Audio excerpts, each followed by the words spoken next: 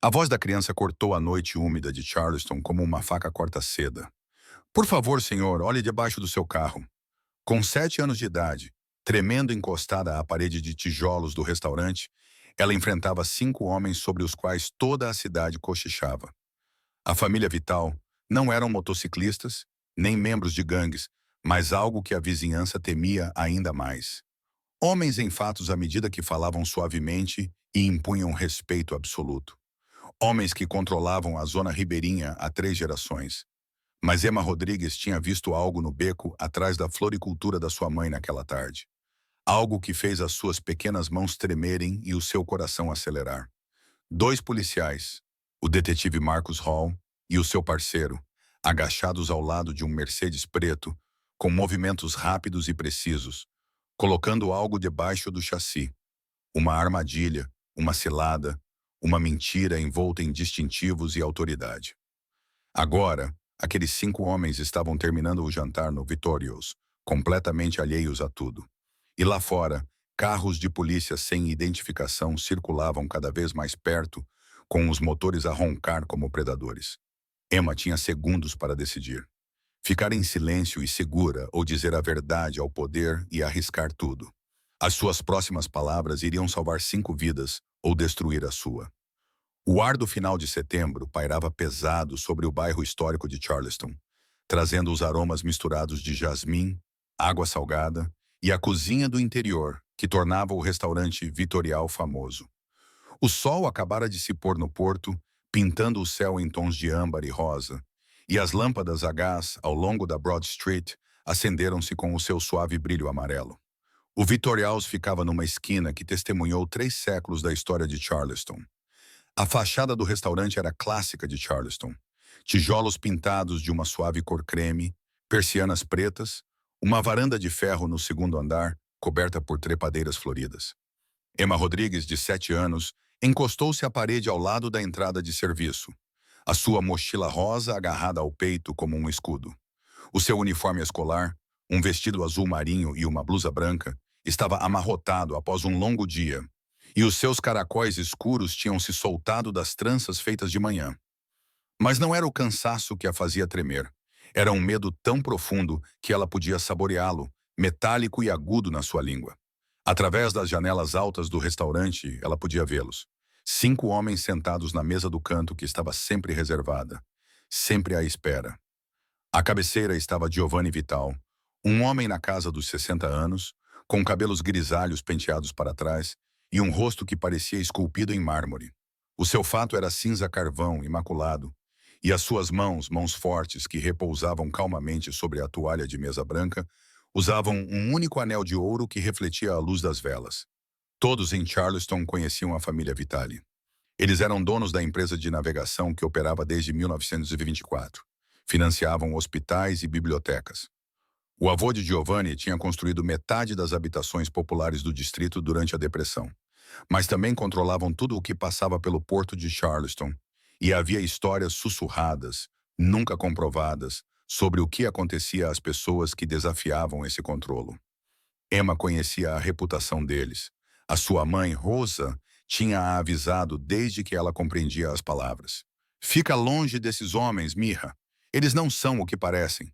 Não importa quanto dinheiro eles doem para instituições de caridade, não importa o quanto sejam educados, eles são perigosos. Mas Emma também sabia de outra coisa. No inverno passado, quando a floricultura da sua mãe foi assaltada e vandalizada com pichações racistas nas janelas, foi alguém da organização Vitali que enviou trabalhadores para limpar e reparar tudo durante a noite, sem cobrar nada, sem dar explicações. Apenas um simples cartão. Ninguém deveria ser feito sentir-se indesejado no seu próprio bairro. A sua mãe chorou quando leu o cartão. Essa memória passou pela mente de Emma agora, enquanto ela observava Giovanni rir de algo que o seu sobrinho disse. Eles pareciam tão normais, tão humanos, partilhando pão e vinho como em qualquer jantar em família. Isso tornava o que ela tinha de fazer ainda mais assustador, porque significava reconhecer que os monstros nas advertências da sua mãe podiam ser mais complicados do que a história sugeria. As pernas de Emma pareciam molhadas quando ela finalmente se afastou da parede. Todos os seus instintos gritavam para que ela corresse para encontrar a sua mãe na floricultura a 2 quarteirões de distância, para deixar que outra pessoa lidasse com isso. Mas não havia tempo. Ela tinha ouvido os detetives a conversar. Sabia o que deveria acontecer quando aqueles homens voltassem para os seus carros. A porta do restaurante era de carvalho pesado e latão, e Emma precisou de toda a sua força para abri-la. No momento em que entrou, foi envolvida por um calor, pelo cheiro rico de alho e vinho, pelo murmúrio das conversas e pelo tilintar dos talheres. O maître, um homem magro de smoking, olhou para ela com surpresa e desaprovação imediata. Criança, este não é um lugar para... Preciso de falar com o Sr. Vital, interrompeu Emma, a sua voz pouco acima de um sussurro. Por favor, é importante. A expressão do maître mudou de desaprovação para alarme. Absolutamente não. Tem de sair antes que ela se aproxime. A voz era baixa, mas transmitia autoridade absoluta. Giovanni Vital virou-se na sua cadeira, os seus olhos escuros fixos em Emma, com uma intensidade que a fez querer desaparecer.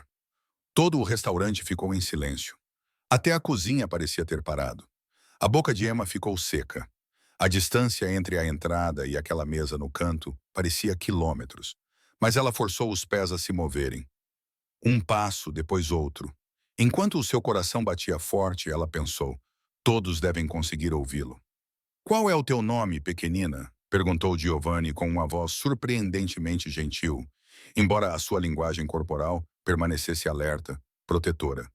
Emma Rodrigues, a minha mãe tem a floricultura na Church Street. O reconhecimento passou pelo rosto de um dos homens mais jovens, Antônio, sobrinho de Giovanni. A filha de Rosa. Vê, sussurrou Emma. Agora estava perto o suficiente para ver o tecido fino do fato de Giovanni, os botões de punho dourados nos seus pulsos, a pequena cicatriz acima da sobrancelha esquerda que sugeria um passado violento, cuidadosamente escondido por trás de maneiras cultas. E por que a filha de Rosa precisa de falar comigo? Giovanni inclinou-se ligeiramente para trás, mantendo as mãos visíveis sobre a mesa, um gesto que Emma de alguma forma entendeu que tinha o objetivo de fazê-la sentir-se segura. Os olhos de Emma encheram-se de lágrimas, mas ela forçou as palavras a sair. Vocês precisam de olhar debaixo dos vossos carros. Todos vocês. Agora mesmo. Há algo lá. Algo mal. Eu vi-os a colocar lá. A temperatura na sala baixou 10 graus. As mãos que estavam relaxadas ficaram tensas. Os homens mais jovens começaram a levantar-se, mas Giovanni levantou um dedo, quase imperceptivelmente, e todos congelaram. Quem viste, Emma? A polícia, sussurrou ela, e depois mais alto, desesperadamente. O detetive Hall e o seu parceiro. Eles estavam no beco atrás da loja da minha mãe. Tinham pacotes embrulhados em plástico, disseram eles. A voz dela falhou. Disseram que os Vitales eram um veneno nesta cidade e que era hora de cortar o cancro. Antes que Giovanni pudesse responder, o som de portas de carros a bater ecoou do lado de fora. Através das janelas, Emma podia ver veículos sem identificação a parar, homens de fato e coletes táticos a sair, com a atenção fixa na fila de carros de luxo estacionados ao longo do passeio. E à frente, com o crachá a brilhar à luz do gás, estava o detetive Marcus Hall, um homem que a cidade celebrava como incorruptível, um herói na guerra contra o crime organizado. Os olhos de Giovanni encontraram os de Emma, e naquele momento, ela viu que ele compreendia verdadeiramente. A sua expressão não mudou, mas algo na sua postura mudou. Quantos anos tens, criança? 7. 7 anos, repetiu ele suavemente, mais para si mesmo do que para ela. Então, em voz mais alta, dirigindo-se aos seus companheiros. Senhores, parece que temos uma situação inesperada. Vamos sair juntos. Todos nós, incluindo esta jovem, que acredito ter acabado de nos salvar de um grave mal-entendido. O detetive Hall empurrou a porta do restaurante com a confiança de um homem que acreditava estar prestes a fazer história. Ele tinha cerca de 45 anos, era em forma e tinha um queixo quadrado que o tornava popular nos noticiários locais. A sua arma de serviço estava no coldre, mais visível, e a sua expressão transmitia uma satisfação severa. Giovanni Vital, anunciou ele, a sua voz ecoando pelo restaurante silencioso. Tenho mandados para revistar os seus veículos com base em informações confiáveis sobre tráfico de drogas. Você e os seus associados permanecerão aqui enquanto executamos esses mandados. Na verdade, disse Giovanni, levantando-se lentamente e ajeitando os botões de punho com cuidado deliberado. Acho que todos nós vamos sair juntos na frente de testemunhas, porque esta jovem acabou de me mostrar algo muito interessante. Os olhos de Hall voltaram-se para Emma, e por uma fração de segundo, a sua compostura vacilou. A menina percebeu. Um lampejo de pânico rapidamente dissimulado. A criança deveria sair. Isto é assunto da polícia. A criança, respondeu Giovanni, com a voz assumindo um tom que poderia cortar vidro. É a razão pela qual estamos todos prestes a descobrir a verdade. Diga-me, detetive, há quanto tempo planeia isto? Saíram para o ar quente da noite, uma procissão improvável de alegados criminosos, agentes da polícia, clientes do restaurante que tinham pegado nos seus telemóveis e uma menina pequena que, de alguma forma, se tinha tornado o fulcro em que tudo se equilibrava. Os carros brilhavam sob as luzes da rua. Um Mercedes S-Class preto, um BMW azul escuro, um Audi prateado. Todos imaculados. Cada um valendo mais do que a maioria das famílias de Charleston ganhava em um ano. Giovanni aproximou-se primeiro do seu Mercedes, movendo-se com a mesma deliberação cuidadosa que havia demonstrado lá dentro. Ajoelhou-se lentamente, certificando-se de que todos pudessem ver, e olhou por baixo. Sua expressão ficou muito séria. Antônio, traga um telemóvel com luz. Todos devem ver isto. Antônio moveu-se rapidamente, a lanterna do seu smartphone iluminando a parte inferior do carro. O que a câmera revelou fez vários espectadores suspirar. Ali, presos com abraçadeiras profissionais, estavam 3 pacotes embrulhados em plástico. Mas não eram apenas os pacotes. Era a fita de evidência visível através do embrulho transparente marcado com os números dos casos da polícia de Charleston. E ao lado deles, um localizador GPS, com o LED a piscar em vermelho nas sombras. São sacos de evidência, sussurrou alguém na multidão crescente. São sacos de evidência oficiais da polícia de Charleston. O rosto do detetive Hall passou de confiante a pálido. Alguém deve tê-los roubado. Isso é claramente uma armação para fazer o departamento parecer... Para fazer o departamento parecer o quê exatamente? Giovanni levantou-se e agora movia-se metodicamente pela fila de carros, verificando cada um deles com Antônio a documentar tudo. Como se fossem corruptos, como se plantassem provas em cidadãos cumpridores da lei. Porque é exatamente isso que parece, detetive. E os números desses sacos de provas podem ser rastreados. Eles têm registros da cadeia de custódia, assinaturas, carimbos com a data e hora. Um agente mais jovem, com apenas 25 anos, empalideceu. Ele pegou no telemóvel com as mãos trêmulas. Senhor, acho que precisamos de ligar para os assuntos internos agora mesmo. Não fará tal coisa, retrucou Hall, mas a sua autoridade estava a desmoronar-se como areia. Eu sou o detetive sênior e estou a ordenar que você faça o quê? Giovanni interrompeu, com voz baixa, mas letal. Ajudar você a encobrir uma prisão falsa, ser cúmplice na incriminação de cidadãos inocentes, porque é isso que somos, detetive. Inocentes. Minha família atua nesta cidade há 95 anos. Pagamos impostos. Empregamos 600 pessoas.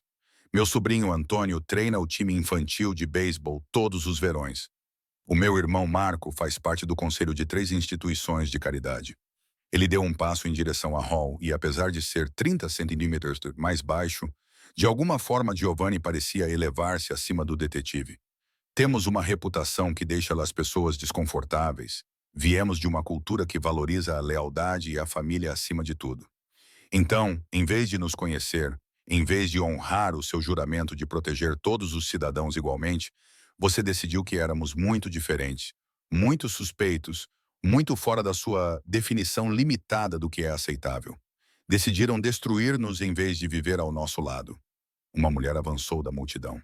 A senhora Patterson, dona da livraria na King Street. Conheço os Vitales há 30 anos. Doaram $50 mil para reconstruir a nossa biblioteca após a inundação. Estão em todos os eventos de caridade, em todas as reuniões da comunidade. Isto é vergonhoso.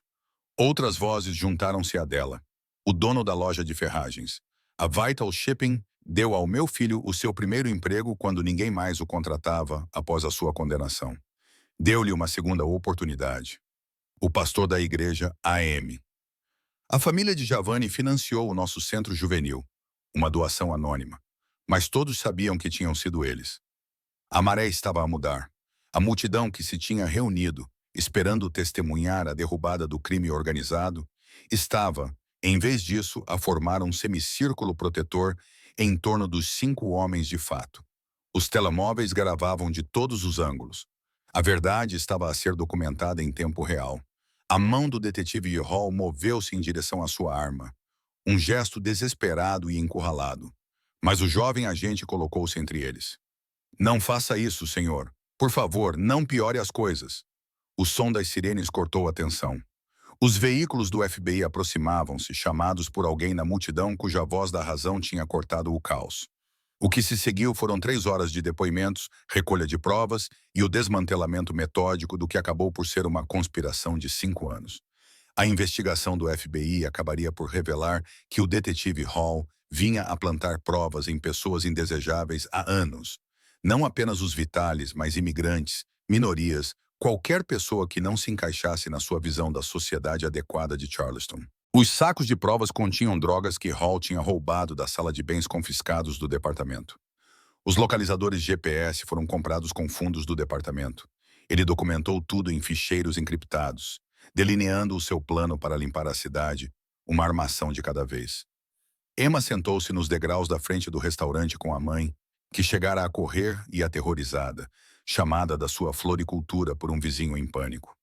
Rosa abraçou a filha com tanta força que Emma mal conseguia respirar, sussurrando orações de agradecimento e terror em espanhol rápido.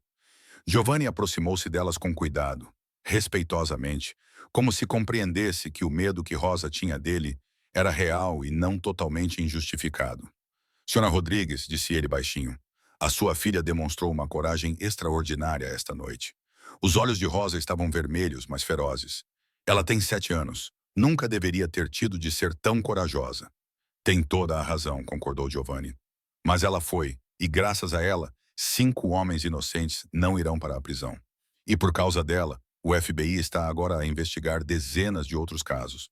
Pessoas que estão atualmente na prisão podem ter novos julgamentos. A sua filha não nos salvou apenas. Ela expôs algo podre no sistema judicial desta cidade. Ele agachou-se à altura de Emma, o seu rosto marcado pelo tempo, suavizando-se. Foste muito corajosa hoje, Piccolola. Corajosa e tola. No meu mundo, salvar a vida de alguém cria uma dívida. Não dinheiro, acrescentou ele, percebendo que Rosa estava tensa. Mas proteção. Se precisarem de alguma coisa, liguem para este número. Ele entregou-lhe um cartão simples. Vocês estão sob a nossa proteção agora, os dois. Emma observou-o com olhos mais velhos do que os seus 7 anos. Vocês são realmente homens maus? As pessoas dizem que sim. Giovanni deu um sorriso triste. Somos homens que valorizam a família e a lealdade. Cometemos erros, vivemos em áreas cinzentas porque a sobrevivência nem sempre é limpa. Mas amamos esta cidade, cuidamos do nosso povo. A verdade raramente é tão simples quanto os rumores. Se acredita em confiar nos seus instintos e em falar quando algo parece errado, reserve um momento. Curta, comente e inscreva-se no Bike Diaries. Diga-nos de onde está a assistir. Esta história prova que heróis vêm em todos os tamanhos. Quando o FBI liberou o local e a multidão diminuiu, Emma viu Giovanni partir num carro emprestado. Ela pensou em como tinha ficado assustada, em como poderia facilmente ter ficado em silêncio. Mãe, ela sussurrou, fiz a coisa certa? Rosa viu as luzes traseiras desaparecerem. Tu disseste a verdade quando o silêncio era mais seguro. Sim, Mirra, tu fizeste a coisa certa. Só espero que nunca mais tenhas que ser tão corajosa assim. 3 meses depois, Emma estava do lado de fora do Tribunal Federal. O detetive Marcus Hall foi condenado a 15 anos. 12 casos ligados a ele já haviam sido anulados. Emma não estava lá por ele. Ela estava lá porque a primeira vítima libertada, James Chan, queria agradecer-lhe. Ela viu-o abraçar a mãe e segurar o filho recém-nascido pela primeira vez. Giovanni ficou em silêncio ao lado de Emma e Rosa. A família Vitali cumpriu a sua promessa.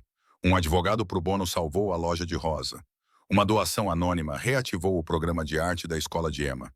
Emma percebeu que a proteção pode assumir muitas formas. Enquanto caminhavam pelo bairro histórico, Ela finalmente perguntou: Senhor Vital, o que vai acontecer agora? As pessoas ainda vão ter medo de si? Algumas vão, admitiu ele. O medo é fácil, a compreensão é mais difícil, mas a sua coragem mudou alguma coisa. Deu a esta cidade a oportunidade de nos ver com mais clareza. É tudo o que se pode esperar. Ele parou na esquina e isso lembrou à minha família que a melhor maneira de combater o preconceito é viver com integridade e deixar que as nossas ações falem mais alto do que a nossa reputação. Emma segurou a mão da mãe, sentindo o pequeno pingente de magnólia de prata que ele lhe dera. Vou vê-lo novamente? Imagino que sim, disse ele com os olhos a brilhar. E a sua mãe faz os melhores arranjos florais do bairro.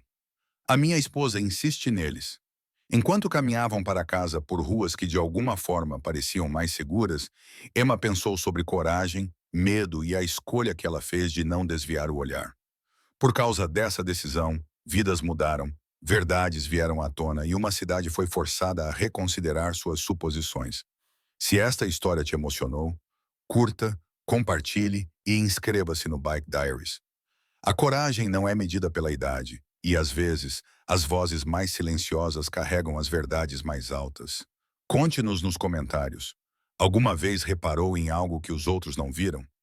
O pingente magnólia brilhava à luz do candeeiro e Emma sorriu. Ela ainda era apenas uma criança de 7 anos que adorava desenhar, e o seu gato, mas também era a prova de que mesmo uma pequena voz falada com coragem pode remodelar uma comunidade. Obrigado por assistir. Partilhe esta história se ela o lembrou de confiar nos seus instintos e falar quando algo parece errado. E diga-nos o que teria feito no lugar de Emma.